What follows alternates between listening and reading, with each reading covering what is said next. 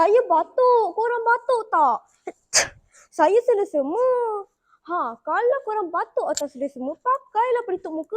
Ini tak, habis kuman korang tu merebak ke depan, ke belakang, ke kiri dan ke kanan. Gelilah. Assalamualaikum dan salam sejahtera. Nama saya Nuzara Zulaikha binti Muhammad Syahir dari Sekolah Kebangsaan Putrajaya, Pising 11-3.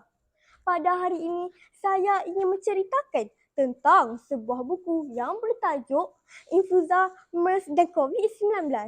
Buku ini ditulis oleh Soraya Nita Osman dan menerangkan tentang penyakit berjangkit. Contohnya seperti influenza, MERS dan COVID-19 yang boleh membahayakan kita. Ingat tak dulu kita kan pernah PKP? Dalam buku ini, saya dapat mengetahui bahawa banyak penyakit-penyakit mudah merebak melalui batuk, bersin dan sentuhan. Antara simptom penyakit ialah demam, batuk, selesema dan sesak nafas. Tu lakonan je, saya ni okey je. Selain itu, buku ini juga mengajar kita cara-cara untuk mencegah daripada penyakit. Contohnya seperti memakai pelitup muka, mencuci tangan menggunakan sabun dan membersihkan diri.